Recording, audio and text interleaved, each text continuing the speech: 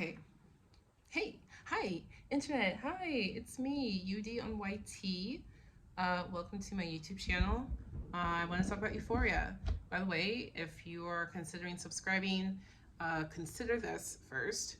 I go based off vibes. I talk about whatever I want to talk about. Um, I don't, this is not a movie review channel or a reaction video channel. This is UD on YT's channel. So if you're gonna subscribe, make sure you vibe first. Okay. Um, this is the kind of content that I feel like maybe it would be better to do on TikTok or something.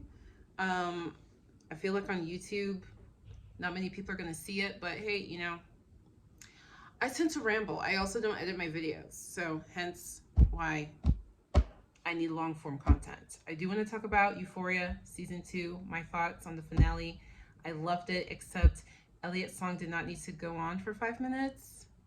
Like what got me the most is like, first of all, when somebody says, I would like to hear your song, like in casual conversation, um, especially when they came to be, to tell you that they forgive you for your nonsense. They didn't mean to play the literal entire song. That's not what they meant. That's not what they meant. And I don't understand how he had the audacity to sing the whole song, including the bridge. The bridge of a song. Have y'all ever heard of that? Have y'all ever like heard of somebody like, okay, here's a little bit of the song, and they sing the entire song in entirety, including the bridge? Who sings the bridge of a song? And then at the end, he says, still working on it. No, baby, you're done. The song is finished. When the song has a bridge, verses, stanza, chorus, the song is finished. It's finished. It's finished.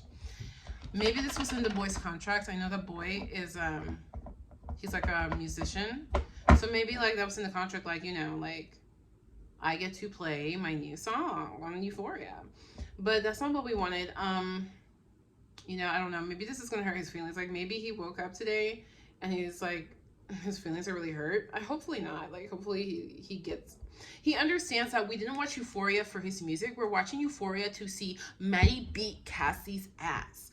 So, speaking of Maddie beating Cassie's ass, yes, we were all the friend who said, beat her ass. She deserves that ish. She effed your boyfriend.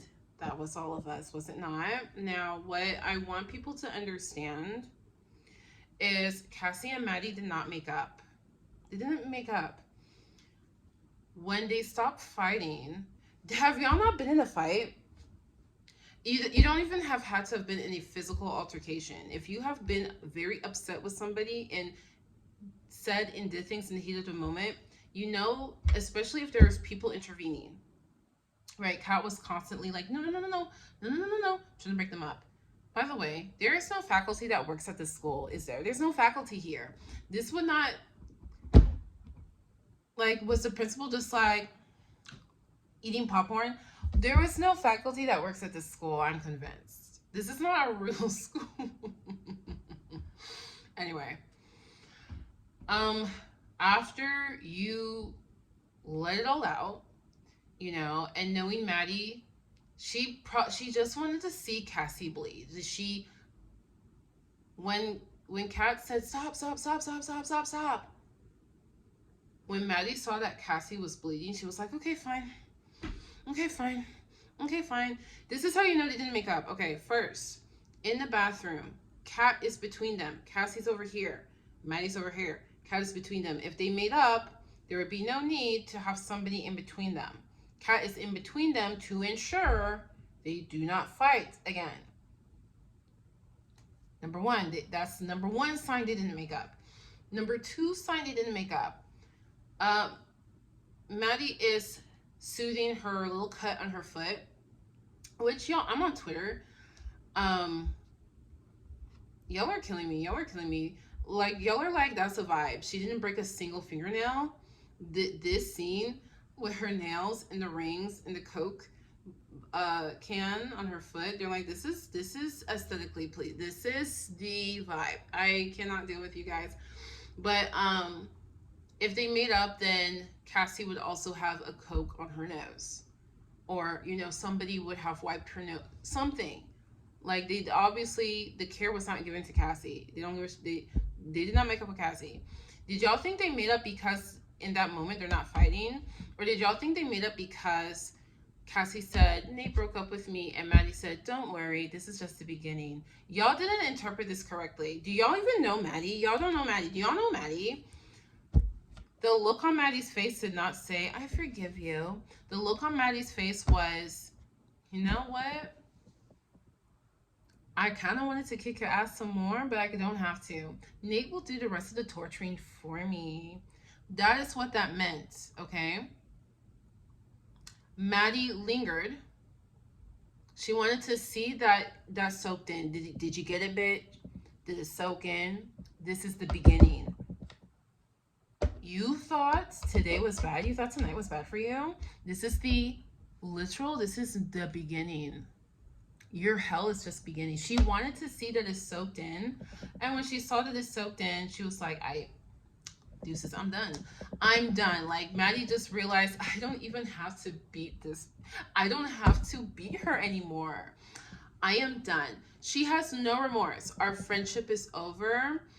And I made her bleed, and I get the satisfaction of knowing that Nate is going to continue to torture her for the foreseeable future. Bye. Bye. Maddie left. Did you not see that Maddie left the scene? Did y'all miss that? Like, I don't know. I just want to make that clear. Maddie and Cassie didn't make up. That's not what that scene was about. Just wanted to clarify that. Okay, there's so many things to talk about. Before we talk about some of the obvious, let us recall and remember, there is a little boy that we have no idea who he is. Who is the little boy in the picture? You just want to ignore that? Look, Euphoria, you think a 2-year hiatus is going to make us forget? It's not. Speaking of a 2-year hiatus, that is quite the risk. Breaking Bad can go on a 2-year hiatus. Better Call Saul can go on a 2-year hiatus. The Sopranos, Mad Men, you name the award-winning TV show, it can go on a 2-year hiatus. Ozark, you can go on a hiatus. Euphoria? Excuse me?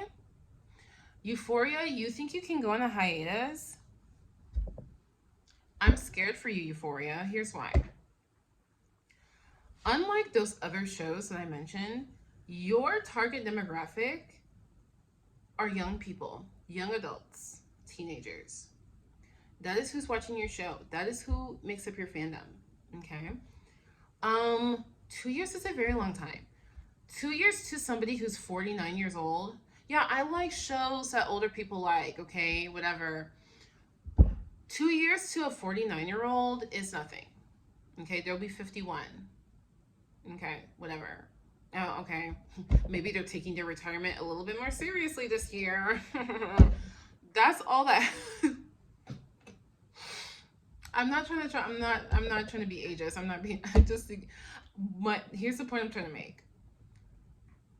That is what 2 years does to somebody at that age. What does 2 years do to a young person?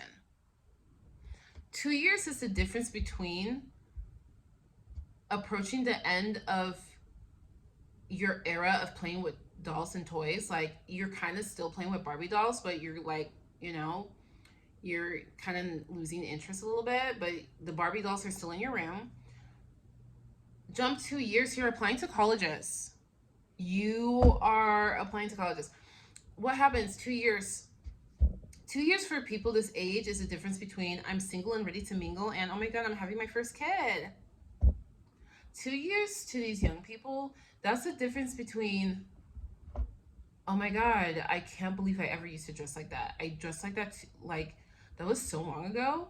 That's to your audience, 2 years is so long ago. What might happen is your audience will age out. Your audience will age out of interest in this show. You better hope Zendaya and the aesthetic is enough to power them through. That's the other thing. Your show is very artistic and has, highly aesthetic. And as of now, that aesthetic is the vibe. What if in 2 years that's no longer the vibe? Like, it very easily could, that's no longer what people are interested in. It could become chuggy in 2 years. How are you not afraid for your life, Sam? I would be afraid. I would be afraid. I would be like Zendaya. Tell me how much I need to pay you so we can complete season 3 right now. How much money do I need to pay you so we can finish this out right now? Be careful, Euphoria. Be careful. I don't know. I'm not saying it'll happen. It might not happen. I'm just saying it could. Here's the other thing I would be very afraid of as an artist. As an artist who's sensitive about my stuff, I would be afraid of losing my je ne sais quoi.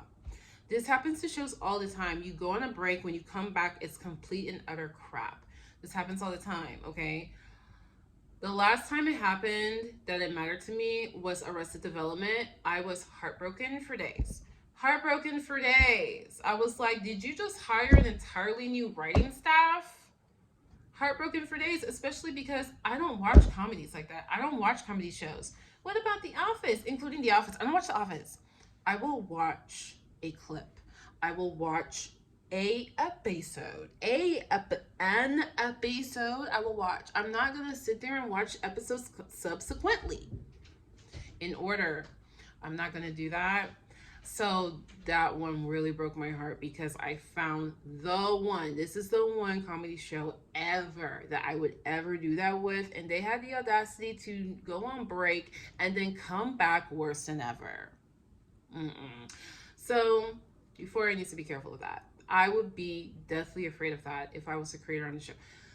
So there are some other theories and other questions. We need to know who is the boy in the picture.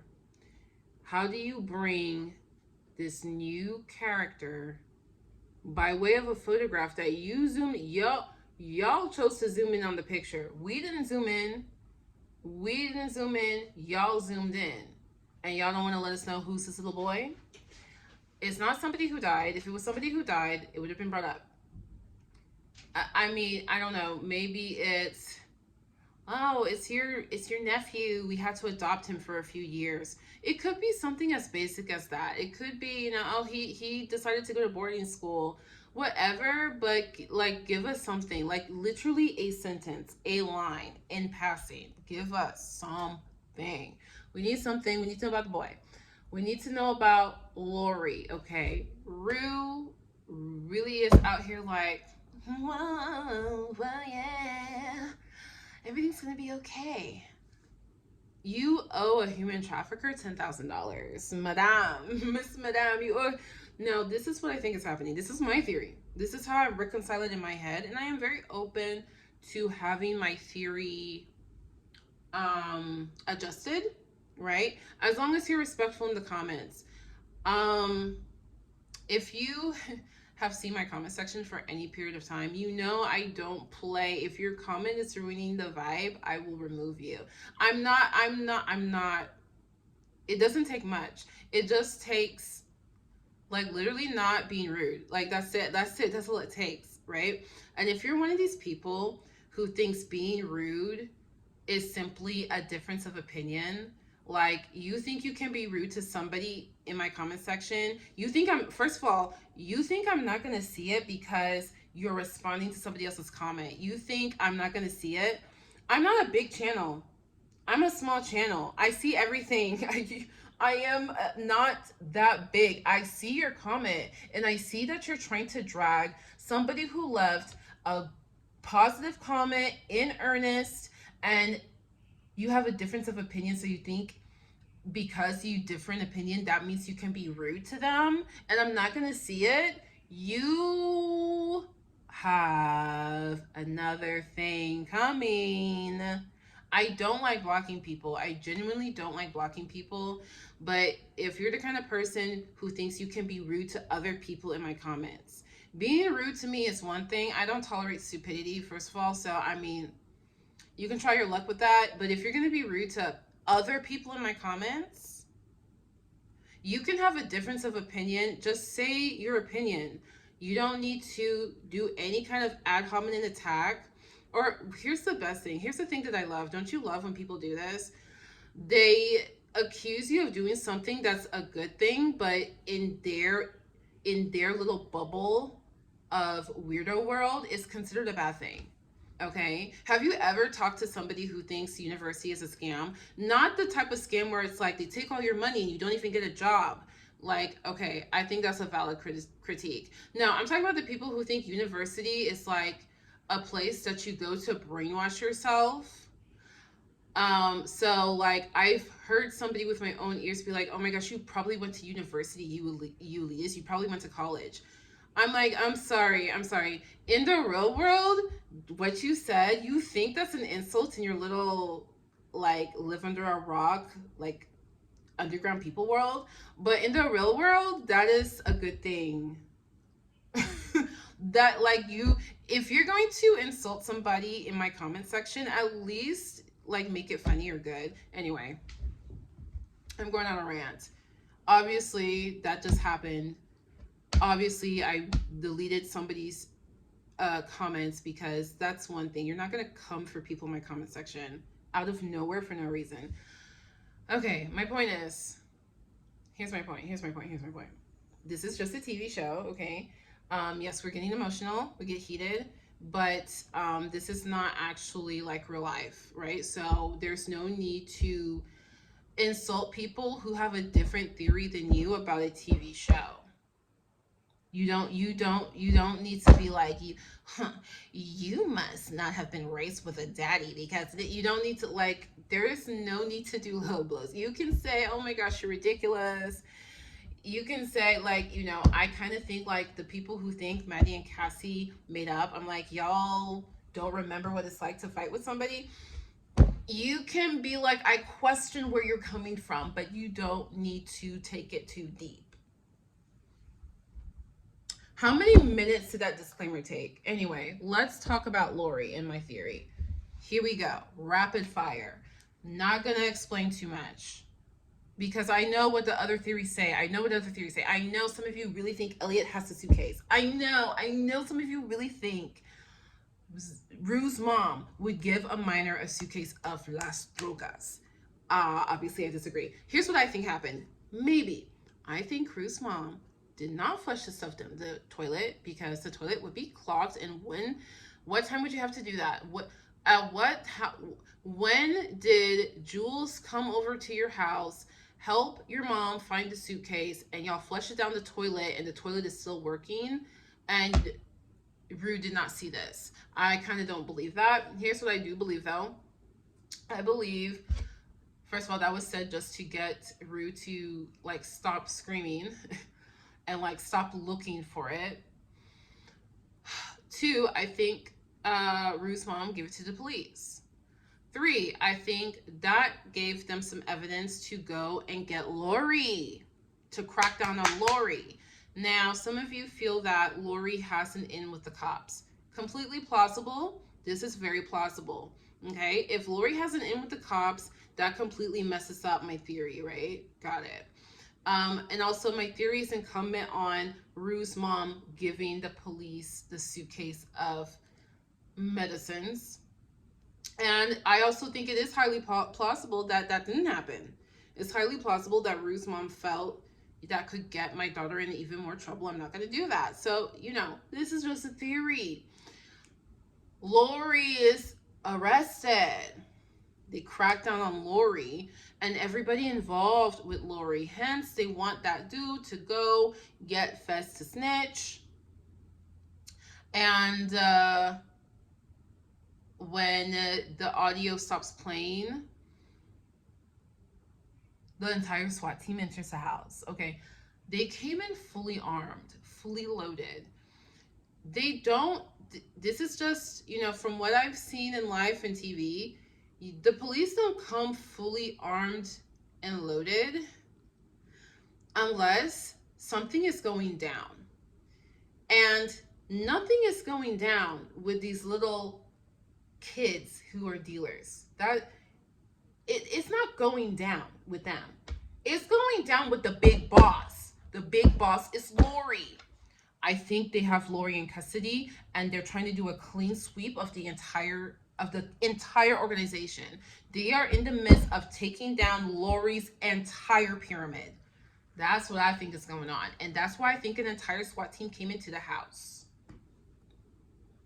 Okay, I don't think Fess is going to jail. I don't think Fess is going to jail. Um, yeah, it could very well be that baby girl with the lips came through. Apologies. We have to give her a collective apology. When it truly mattered, you made it count, baby girl. Okay, so we completely apologize for the disrespect we have been sending your way all season long, because you came through when it counted and when it mattered. And what she said, I think, will play a big role in what's happening with this crackdown. Entirely possible Faye and Fez will, they'll want to make them informants. I think Faye would do it. I don't think Fez would do it. I think snitches get stitches. Okay? I don't think Fez is going to do it, and maybe because of that he'll go to jail, maybe, but baby boy is gone. We knew baby boy was going to be gone. We knew it. We knew he's not going to survive. But here's my question that I know is not ever going to get answered. Why is he this way? What happened? What trauma happened to this baby boy that he felt he was responsible for being his family's security guard?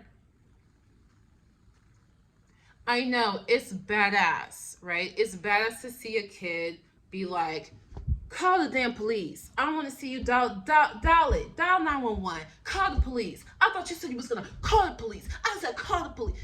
Okay, that's kind of cool, right? Like, it's like, damn, you're badass. Like, I couldn't even do that, right? But like, when you like take a step back, like from the moment, from like the coolness of the moment, and take a step back and be like, wait, actually, you've been through immense trauma, because a normal child is not a normal, well-adjusted child.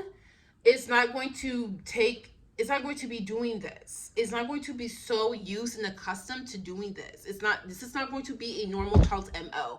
A normal child's MO is to not have a Glock in his pocket at all times. A normal child, when playing video games, they will be playing, what are they playing these days? They will be playing FNAF. You need all the concentration to play FNAF. They will be playing FNAF. I had to get the computer in frame so you get the image, and they'll be in it. What our baby Ashtray does is he will be playing FNAF and also look at his security cameras and then come back.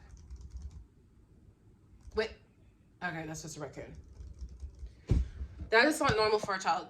If you ever see a child who's like that, if you ever see a child who is always looking, if you find a child who is, they are always prepared. If you find a child like this, give them a hug. Give them, I don't know, give them $5 so they can go to Walmart and get anything that they want. This is a child who has been through intense trauma. What has Ashtray gone through? I don't know. I don't think we'll ever know. But that has always been in the back of my mind. Ever after like the first couple of episodes, and I realized, oh, this is really a kid, and he's really like this. I have been feeling sad for this kid because the way he is like that. This poor baby, such a beautiful boy. First of all, that actor, I wish him all the best. What's his name? Javon Walton. He's not going to be in season 3 of Euphoria, but he will be in season 3 of Umbrella Academy. Kudos to you. Baby boy is so cute. He is just the sweetest baby. He has this cute raspy voice, beautiful baby eyes. His smile just lights up the room, and I love seeing him in an interview. It's just so, to me, I feel like it's not every day that I see a child who looks like they're actually having fun. Like, a lot of times you see child actors and they take their work so seriously, or I don't know, there's just something there, or in this industry, it's just not kid friendly. But when I see him in the interviews, and I'm just like, oh my gosh, it's just so refreshing to see a boy be happy. Like, it feels like you're doing this because this is fun for you. It feels like There's no pressure. It feels like you have goals in life. It feels like you have an idea of what you want to do and you're pursuing it and you're going for it and you're having an amazing time while you're doing it, and it just makes me so happy. It makes me happy. It just makes me so very, very, very happy. It brings me to tears with joy. I just love seeing that, and he's just so adorable. Oh my god, he's so cute. Anyways, enough of the gushing. So I'm very proud of this actor, and good for him. Kudos for him. Now back to the character. Now here comes the tears of sadness. That baby just needed a home. He just needed, goddamn, he just needed a parental figure. No, your brother is not your parent. Your brother, who is also a child, or I don't know, is Fesco 18? Okay, then he just turned 18. Your brother, who also had to go significant fundamental years with no parenting, is not your parent. Like, y'all, like, this is not some cartoon. This is not Oliver and Company, where you're like an orphan puppy and then like the teenage puppies come and take you in and you're a family and all is well. Like, this is like, in real life, this is trauma. This is not okay. You are taking care of the one parental figure you do have is in a coma, of which she has to remain in a coma so you can live, so you keep the house, so that social security check is coming. I don't know what loophole they figured out so that she stays at home and she's not in a facility, so they don't have to fill out certain paperwork or whatever, but they're doing this out of necessity. These kids are not going to school. Fesco dropped out of school. Ashtray is not going to school. These kids do not have a stable home. I mean, yeah, it's cool. Oh, yeah, he's a chill. Fesco's a chill guy. The kid, he's a cool kid. Like, he's down for his brother. I mean, it's cool, it's cool, it's cool. But when you get into the heart of the character, which this show is all about getting into the heart of the characters, there is major trauma here. It's not okay. This is a bad situation.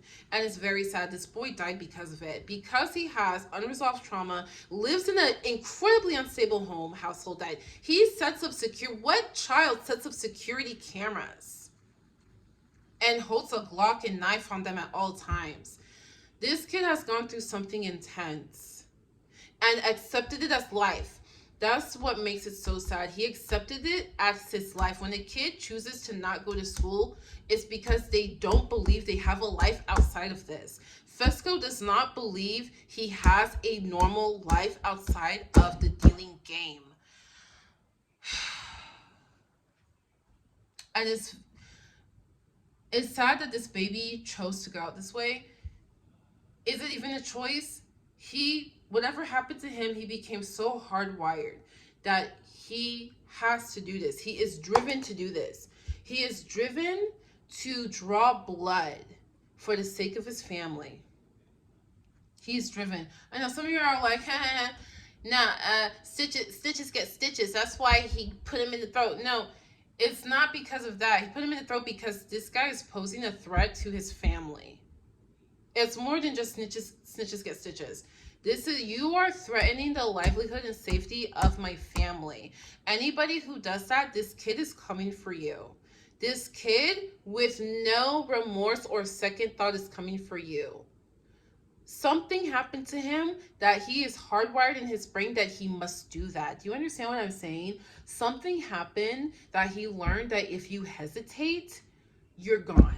I don't know what happened to this kid, or when it happened, or how it happened, but something happened. And when the police came, and I know, it's so sad. Please stop, there's a kid in there. I know, it's funny. The meme is funny. Don't shoot, there's a kid in there. The kid in question.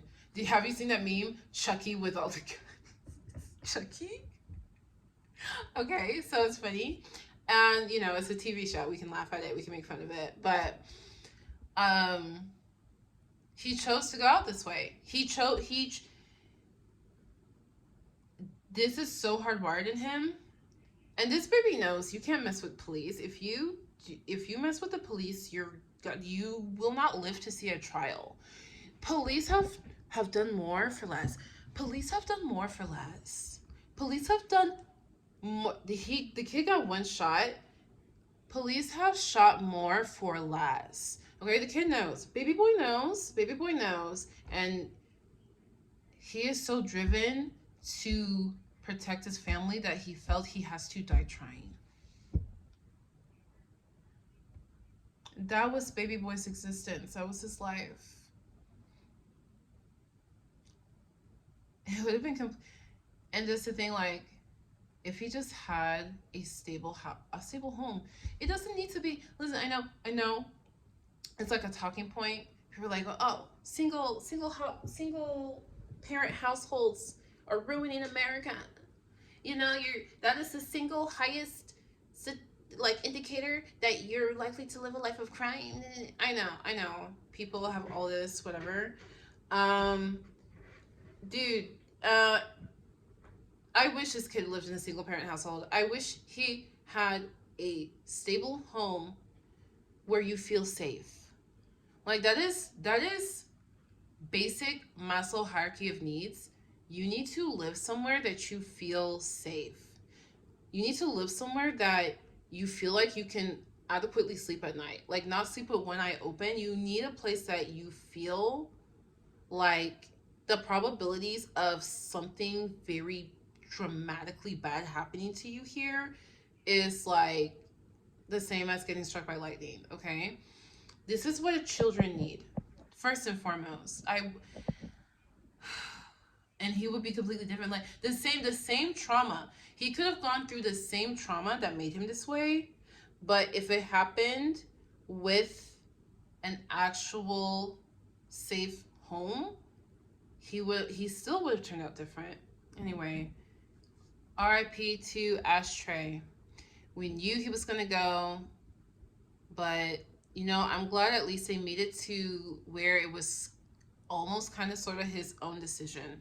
I'm glad they did it that way, because I was gonna lose it if it was a Breonna Taylor type of thing. If invoking her name is sensitive for you, I completely understand. But if it was the type of thing where no questions asked, just shoot him up and you got hit, I wouldn't be able to take it. So, you know, you gave us some closure in that he chose this. But to the people who are like, why couldn't he have just put the knife down? Why? He literally can't. He is hardwired to be this way. Okay? It's not his fault. I blame his parents. And then, you know, the one stable adult in his life was a dealer who was engaging in these activities on a regular basis and taught them how to, you know, be G's just like her, because this was their life, you know, unfortunately. So, you know, Fez is all alone. People want to know what was in that damn letter to Lexi. Do you understand what that symbolism was? That there was blood on the letter. The letter's getting crumpled. Finally, the police stamp all over it. I don't know what do you Americans call it when people stamp on things? You know, I was mostly raised here, but you know, every now and then, like, I just don't know, like, what do you call things certain times. Where my family's from, we call it stamping. He stamped all over it.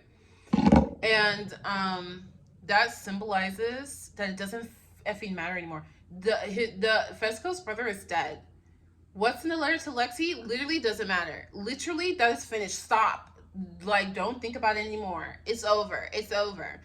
I really hope. Now, when I was Leslie's age, what would have come to my mind if my soon-to-be bae didn't come to my play? I would be like, oh my god, maybe he doesn't care about me anymore. Maybe he was lying to me. But I think Lexi is smarter than I was at her age. Well, also, there's the fact that Fez is like it's a cool guy. He's a good guy. So you wouldn't have to question that with him. So, you know, I hope for her it was more of a I hope he's okay thing than a maybe he doesn't like me thing. Okay. Some of these strands were annoying me. I have to fix that. I think I have to fix that. Okay,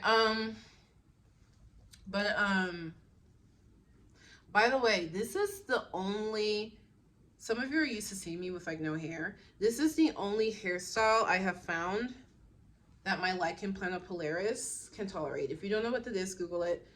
It's a condition. That's why I have no edges. This is the only hairstyle that makes it look like I have hair that my body can tolerate. So I'm very thankful that I found this hairstyle. Okay, so I feel very sorry for Fez. I wonder how Fez will make this mean. You know, at the end of the show, Rue's talking about uh, when you're going through grief, you have to make it mean something in order to move on. Fez is gonna make this mean something, and I'm willing to wait 2 years to see if Fez is going to go deeper into crime, or if he's going to see if he can try a different path. If he's going to see if he can go get his GED and try a different way of life. I'm interested to see what meaning he makes of this.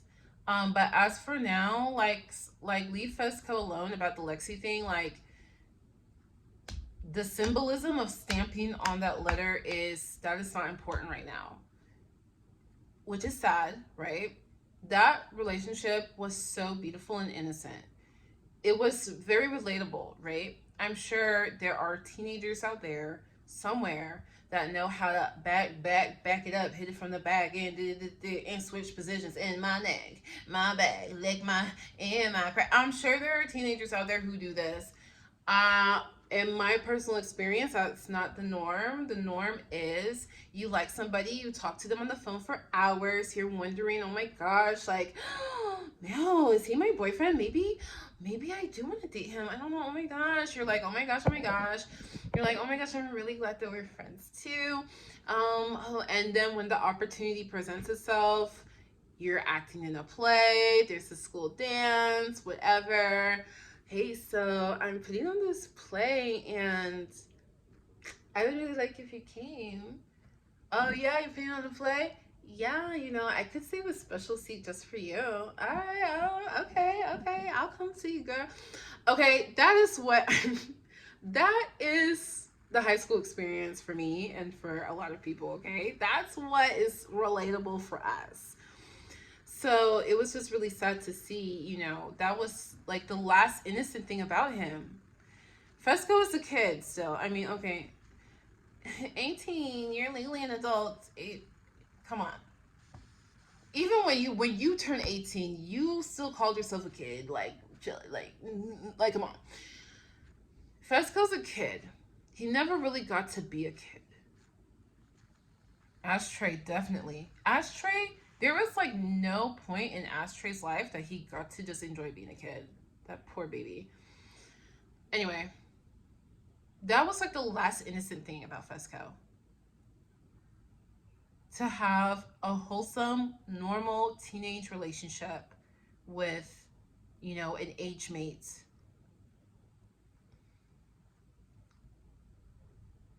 And that got stamped out. The police stamped it out.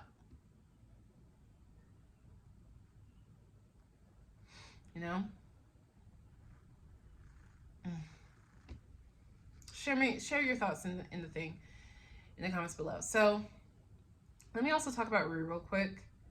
I'm proud of her for choosing herself over Jules. I'm proud of her for recognizing what she had with Jules was because of her addiction. It's not because it was right for her. It was because of addiction. And I'm glad that she did that. I'm glad that she has moved on. Like, even before this episode, you see that Rue has moved on. I think Rue suspected that Jules and Elliot did stuff. Okay, like, it's never said, but the looks when she gave him that look in that episode where she's like, huh. Right? Okay, she gave him that look, and then in this episode she's like, whatever happened in the past, like, okay, Rue knew. Okay, just because Rue was like too high to like give a damn back then, she knew. And she doesn't even want to talk. She doesn't even want to address it. She doesn't want to talk about it. Like, don't even tell me. Like, I don't want to know if you're playing me. Keep it on low. She doesn't want to know. Whatever it was, whatever. Move on. Moving on. Moving on. I'm now back to life. I'm back to life. Okay? It's refreshing to see Rue back to life. It's refreshing to not see her in heavy, baggy clothing with the hoodie up and bags in her eyes. Like, what? No, no, I'm not using anymore. Just a little weed. Yeah. It is so refreshing to see that. I don't want to know what I looked like just then. I do not want to. I don't want to know what I just looked like just then. Okay. Very proud of you, Rue. Here's another theory that I could be totally wrong on, okay, that some of you will disagree with. I think Rue is dead. I think she's dead. I got this theory from Pay Your Weight. She's a YouTuber. She reviews movies and stuff. Pay Your Weight thinks Rue is dead because of the way Rue said, I stayed clean to the end of that semester, okay? So Pay Your Weight thinks because of that line, Rue is dead. But I was like, really? And then I thought about it. I'm like, wait a second, hold on. There are two things that make me also feel like maybe Rue is dead. Um, Number one, how do you know everybody's business? How do you know Nate's trauma? How do you know all this stuff that your character actually doesn't know while we're watching? Your character doesn't know. How do you know it? How do you know it? It could be just a literary device, which is what I took it for in the beginning, but what would be artistically pleasing to me? Not that I want Rue to be dead, but it would be artistically pleasing and beautiful if Rue is dead. That would be the artistic route to go. I don't put it past Sam. Now, here's the thing with Sam, the guy who made the show. You can tell Sam wants to do so much more and he restrains himself. Like, you can just tell. There's too many moments where you feel like, OMG, and he doesn't take it there. He holds himself. So this could be something. Don't tell me, Sam, you've thought of this already.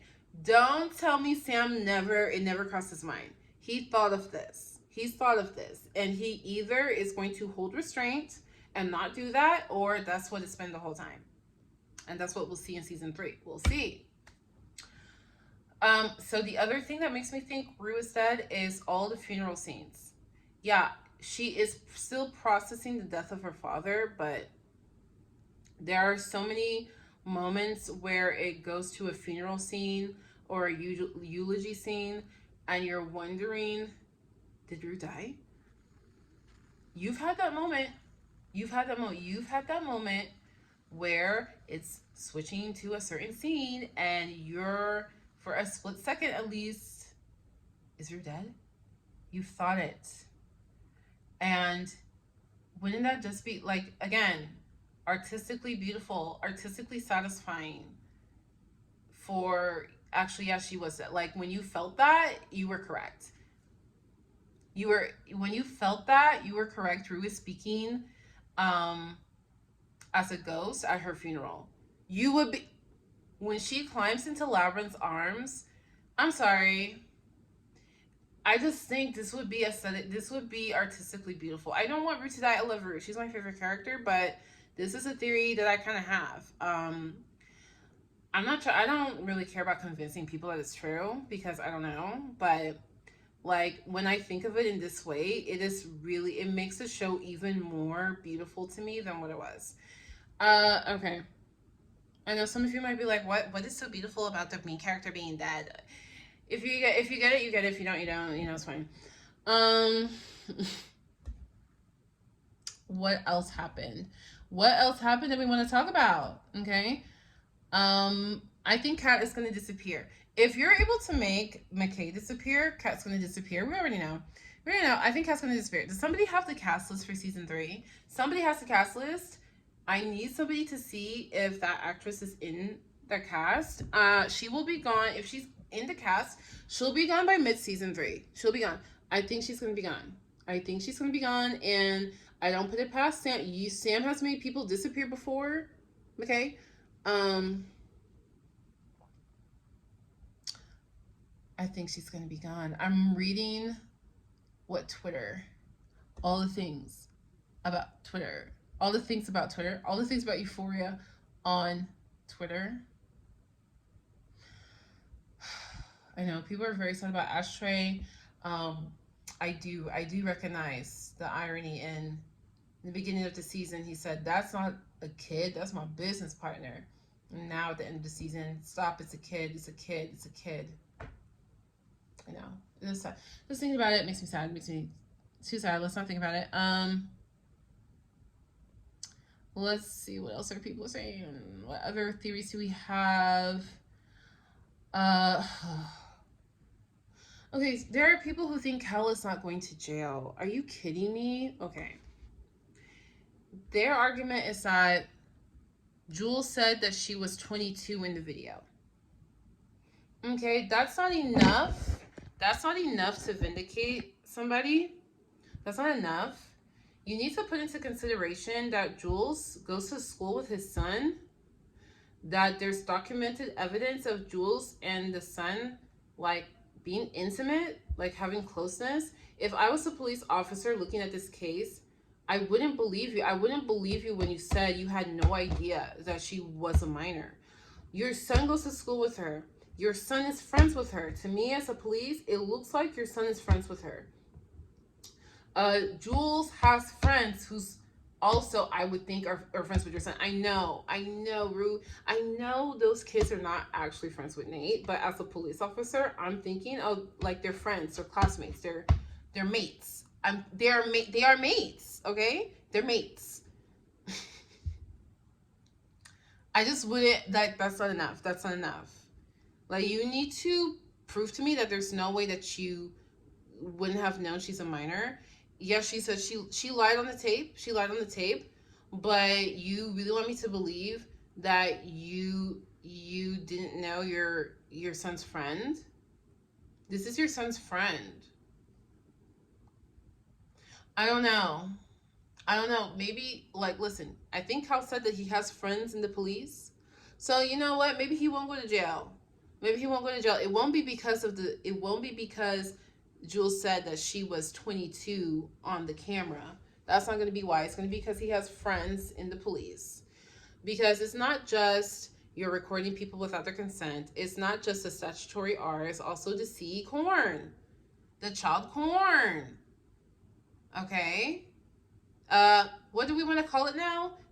There's a petition to legally change it to, like, child abusive photographs or child abusive materials or something like that, because a child cannot consent to being in corn. I like it. I like that. I think Hal, well, again, I don't know if he's legit, if he's real, that he has friends in the police force, because then maybe he won't go to jail for it. Damn, I guess we'll just have to see. Who is calling me? Okay, I guess we'll just have to see. But don't tell me, well, she lied that she was 22 in the video. That's not going to save him. That's going to be what saves him. And also, why am I under the impression that he's done this to other underage people? I'm just under that impression somehow, for some reason. I don't remember why. Let me know if you know in the comments. And let's see, I'm proud of Nate. He held restraint. The boy still needs some deep therapy, for sure. Like, why did you show up with a gun? But you showed restraint. So, you know, there's some positive changes there for Nate. We talked about Cassie and Maddie. We talked about Grandma. Faye held it down. If I didn't already say it, collective apology to Faye. When it mattered, she held it down. We talked about Nate. We talked about Elliot singing, baby. I know that actor has some fans watching the show, but baby, most of us are not your fan. Most of us had no idea who the hell you were. That singing wasn't necessary. Kyle goes to jail. McKay. We talked about Kat.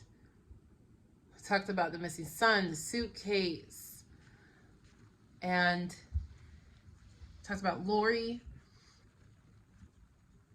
Is there anything else?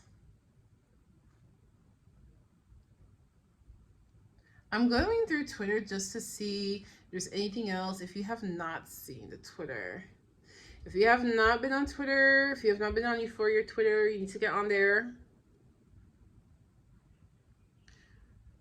The internet remains undefeated. I am humbled. Oh my gosh, that actor responded. Okay, so that actor who sang this long song that none of us cared about, um, his name is Dominique Fike, and he said the internet remains undefeated. I am humbled. That is so funny. So baby boy really thought that he ate. Oh my god. I was just thinking like maybe it was a contractual obligation or what have you. It was his idea. It was his idea to sing the entire song. Baby boy. I would be so embarrassed. I would be so embarrassed if like I'm like, hey, can I sing like my entire new song on the show? And they're like, well, okay, sure. And the entire internet's like, skip forward. Why did you play this instead of Maddie beating Cassie's? Like, oh, I would be so embarrassed. Dominique Fike.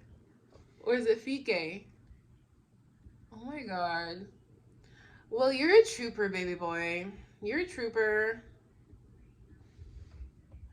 I'm on his Instagram. The best part about this season was meeting this man. He really loved Fesco. Fesco is really cool. Yeah.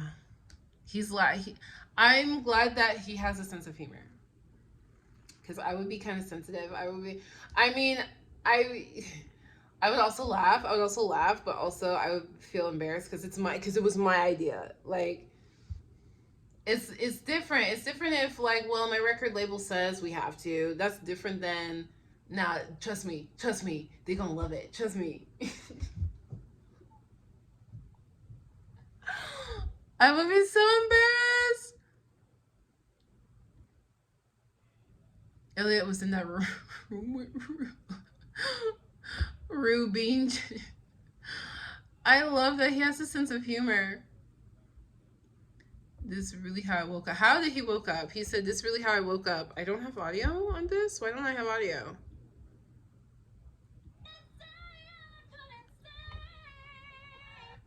Oh my god.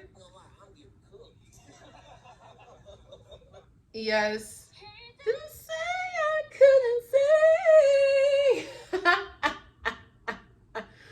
This is hilarious.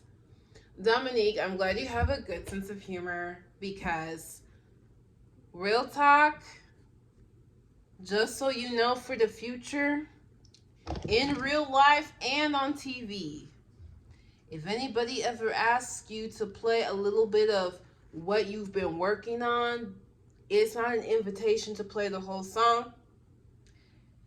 We wasn't really that interested. We just wanted to hear a little bar, just a little bit, like give us a basic idea.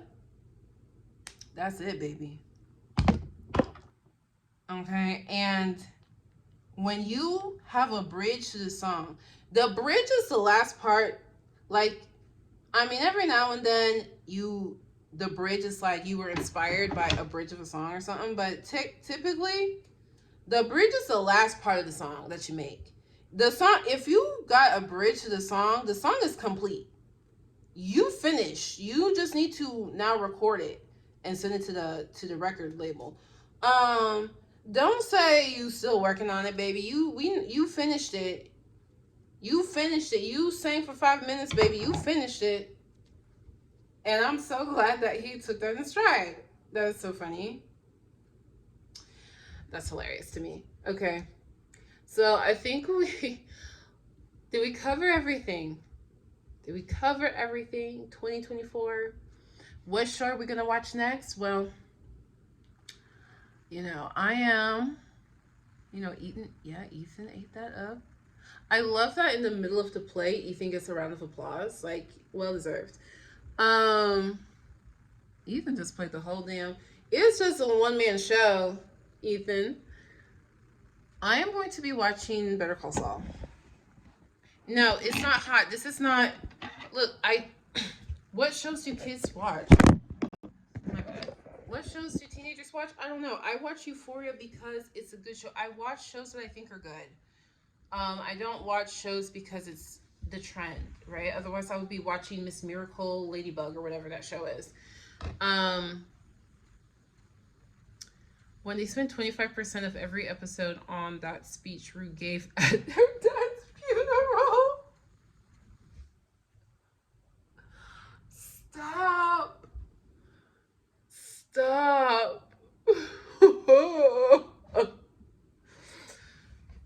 Again, another reason why it would be artistically pleasing if Rue ends up being dead by the end of it, which will explain why a quarter of the entire show is her dad's funeral. Okay, stop. Like, yes, the concept of her still struggling, processing it, that's one thing, but I don't know, it's a little much.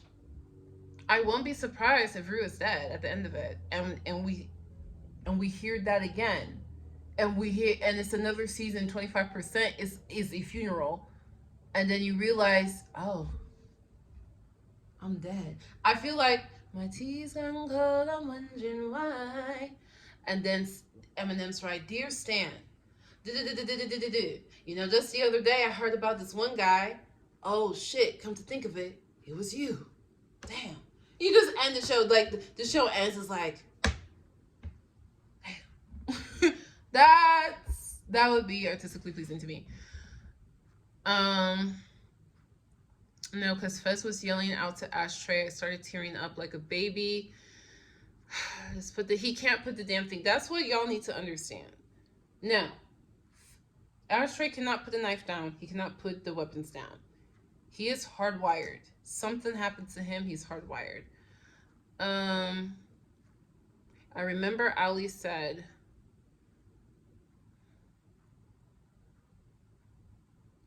I think Rue died. So, people want to watch Gossip Girl? I think this is Gossip Girl. I have been considering watching the new Gossip Girl. I've been considering it. Now, listen, I know the video essay people say it's horrible. Newsflash. The original Gossip Girl was also horrible. Like, newsflash. It's like when people watch Medea's Homecoming, that movie, and like people are like, oh my god, the movie was terrible. Newsflash. Medea movies are not supposed to be cinematic masterpieces. Like, are you new here? What makes me annoyed is when it's people who are familiar with Medea movies who are like, it was so bad. Actually, it's exactly like every Medea thing you've ever seen, actually, right? Like, okay. You know what? I do want to watch the new Gossip Girl. Here's why I want to watch the new Gossip Girl. You mostly watch Gossip Girl for the vibes. Don't lie to me. You watched Gossip Girl for the vibe.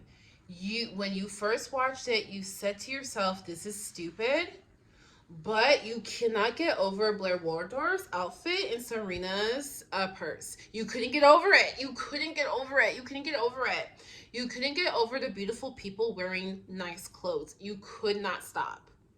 You couldn't stop. It became your guilty pleasure. It was guilty for a reason, because you know it's not good. You know your brain cells are dying a little bit inside. You know that. I think I will. I will watch the new Gossip Girl. There's actually black people in the new Gossip Girl. That is a vibe. Now I can see, how shall I do my braids in a way that I didn't think of before, but you inspired me. Like, what shall I do? Shall I now enter American Spaces with my hair done in a completely different way every day? Yes, my hair was short yesterday and today it's long, and that's what we're doing unapologetically. I think I do need to see this. I need to see this new Gossip Girl. I'm definitely assuming this is Gossip Girl. I'm gonna hold on. Let me click this real quick and see what they said. Yes, okay, it's Gossip Girl. That's what I thought. That's what I thought. That's just precisely what I thought. And it's on HBO Max. Yeah. Okay. Yeah. So that's what we're watching. We're gonna watch Gossip Girl. I know other people have said that. Other people said, you know, what are we gonna watch now? We're watching Gossip Girl. I'll be joining you.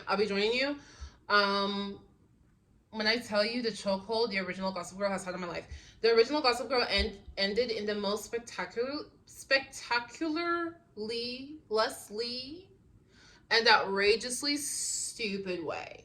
It ended And ever since then, I continue, like, you can't let it go. There are just some things that you can't let go. Euphoria, you better hope that happens for you.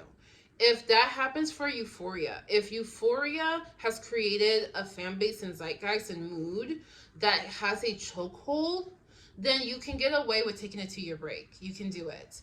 Um, yeah, we're watching Gossip Girl. I was saying earlier what I'm watching is Better Call Saul. I am watching Better Call Saul. It's coming out soon. And it's not the vibe, right? The Better Call Saul is not a vibe. You don't watch Better Call Saul for, unless if you're like a film head, like I love films, I love cinema, you then Better Call Saul is definitely a vibe for you as a filmmaker. But if you're a teenager, you're not watching Better Call Saul for the vibe, and that's why the Better Call Saul and Breaking Bad community is kind of boring. I'm not excited. You have not seen me make a video talking about, oh my god, the finale of the season finale of Better Call Saul. You're not gonna see it. You're not gonna see it because it's not a mood. It's not. It's not the same. Okay. The demographic of people who are watching are not going to be making memes upon memes upon memes on Twitter. It's not the same. They're not going to be making revelation after revelation after revelation on TikTok. They're not going to do it. I hope they do. I mean, some of them will. I could be a part of the some that do, but that's just not the zeitgeist of the movement. Sometimes you're part of a fandom because you like the work that it inspires. You like what that fandom has been inspired to create. Better Call Saul, you know, the only thing that I've seen of Better Call Saul, what I see are people calling Kim, the lady who, like, she's like friends off again on again relationship with Jimmy. I see YouTube shorts about how she's a Sigma Alpha female. I see YouTube shorts of Gus is the ultimate Sigma male grinding. Like, I just see the stupidest. I don't, this alphabet soup omega thing is just so dumb to me, and I don't want to see. And like, I lament that you have turned the masterpiece that is the Breaking Bad universe into content for your hustle hard, grind it till you like don't stop until you die, you know, get rich or die trying. I lament that is what you have reduced that masterpiece to. But anyway, I'll be watching Better Call Saul. If anybody wants to hear my thoughts on Better Call Saul, I would love to. I love the entire universe. And now I'll be watching Gossip Girl. I will watch it. I will watch it. I think I covered everything. And this video is an hour long. Euphoria is officially the second most watched show behind only Game of Thrones. Congratulations. Shout out to the moms of the show. Shout out. You know, yeah, bring out the angel wings for baby boy.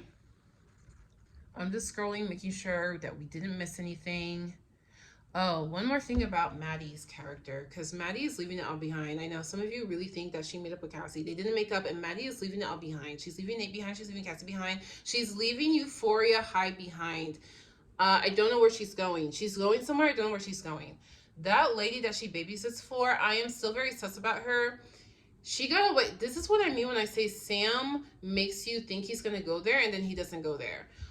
I still think that woman is a creep. That woman is creepy. You have video of Maddie undressing in your closet, and you're not saying anything, and you left it there.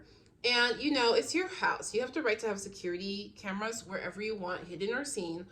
But that doesn't mean you're not creepy. That doesn't mean it's not creepy because you've watched it, and we know you've watched it because you give her the dress that she wanted. I'm sorry. This woman is creepy. When she asked Maddie, can you help me unzip this? Did you see how she was rubbing her hand? She was rubbing her hand. No. Like, okay, Maddie is a streetwise girl, okay? Even me with my very book smart, street dumb butt, if an adult woman asks me to unzip her and then she holds my hand, and she starts rubbing like this and looking into my eyes,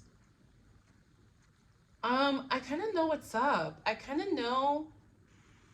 This is uncomfy. I mean, unless I'm curious, but even if I was curious, I'm like, wait a second. I'm just a few days away from 18. Like, I think this is not appropriate. Anyway, I'm very sus with that woman. I don't trust her. I don't trust her. I hope that she doesn't come back. I hope she doesn't come back in season 3. I hope she doesn't come back. But if she does, I don't trust her in the slightest. I don't trust her. I don't trust her. I don't trust her. Um, and she scares me. Obviously, not as much as Lori, but that woman scares me. I don't trust her at all. Oh my gosh. Brat's made like Brat version dolls of Euphoria. That is so cute. I'm very happy. I would be very happy if most of season 3 is just Lexi and Rue rekindling their friendship. I would love to see that. I love to see that. I love to see that. Oh my gosh. Anything else? What else? What else? What else? What else before we end the video? If I'm missing anything, please let me know in the comments. I think I covered everything that we want to know. You know? Those are my theories. What are yours? Thanks for watching to the end of this video. If you did watch to the end, but you don't have anything to say, you know, you're like, oh, I'm just a silent listener. I just like listening to you talk and hearing a different perspective. Just, if you leave an emoji, the dog print emoji, the dog paw prints emoji, like that would be lit. We all love it. Like we'll love it. What? Look, you're gonna get likes. You will get likes. You'll get likes on your comment. That lets us know that you're like a real one. You're a real G. You stay to the end and like you vibe with us. People cannot get over the ass beating. I can't get over it either. Yep, I can't get over it. I love it. There are certain scenes that I will be watching over and over again. There are certain edits that I know are coming. I know the edits are coming. See, this is why Breaking Bad and Better Call Saul, it's not a fun fandom. It's not fun. When you're in the Breaking Bad universe fandom, you get video essays, you get literal essays, you get think pieces, you get like literary analyses. You don't get aesthetically pleasing edits. You don't get aesthetically pleasing mashups. You don't get like that artistic part of it. You don't get it. You don't get that. Like that is something that kids who have time on their hands, who want to procrastinate on doing their homework, that is what you guys do. If you're a young person watching this right now, please don't ever, like, don't lose it. Don't lose it like you do. As you get older, you lose it. As you get older, you're just not as interested. I used to make stupid, like, edits of Naruto. And I would have and that's how me and my little brother would bond. We would bond, like, because I'm kind of lazy. So I would just get the clips together, but I didn't want to go through the process of fine-tunely editing it, but he loved that stuff, and so we would do that together.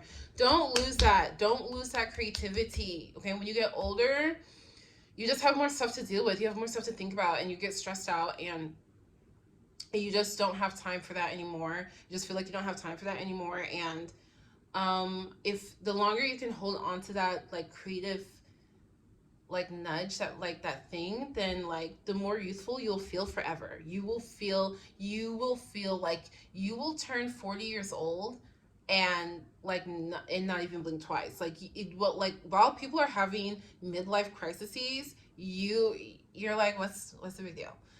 So anyway, thanks for watching. I appreciate you, because you could have been with anybody else in the world, but you're with me.